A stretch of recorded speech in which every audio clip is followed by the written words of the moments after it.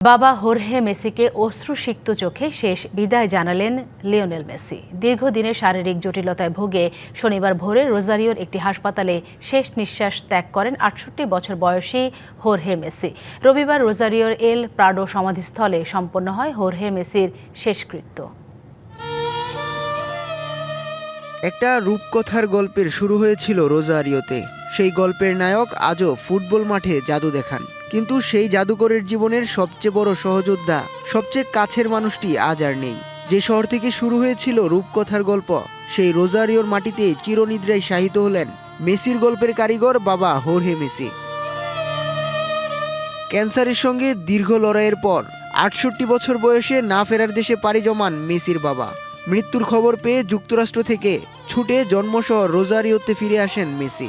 এবার আর কোনো ম্যাচ জিততে নয়, ফিরলেন জীবনের সবচেয়ে কঠিন এক বিদায় জানাতে। পরিবারের সদস্যদের সঙ্গে শেষকৃত্যে উপস্থিত ছিলেন ৮ বারের ব্যালন ডি'র জয়ী ফুটবল তারকা। বাংলা কিউআর যেখানে নগদ পেমেন্ট সেখানে। সারা দেশে ১০ লাখেরও বেশি মার্চেন্টে নগদে পেমেন্ট করুন খুব সহজে। চারপাশে নীরবতা, শোক আর অশ্রুসিক্ত আবেগ। বিশ্বের কোটি মানুষের প্রিয় মেসি ছিলেন শুধুই একজন ছেলে, যে হারিয়েছে তার বাবাকে। ফুটবল মাঠে মেসি অসংখ্যবার কেঁদেছেন, জয়ে পরাজয়ে আনন্দে, কিন্তু বাবাকে হারানোর এই কান্না ছিল অন্যরকম। এই কান্নার সামনে ব্যালন ডি'র, বিশ্বকাপ কিংবা অসংখ্য ট্রফিরও কোনো মূল্য নেই। হোর্হে মেসির মৃত্যুতে মেসি ও তার পরিবারের প্রতি বিশ্বের বিভিন্ন প্রান্ত থেকে সমবেদনা জানিয়েছেন ফুটবল অঙ্গনের তারকা, ক্লাব কর্মকর্তা, সতীর্থ এবং লাখো ভক্ত।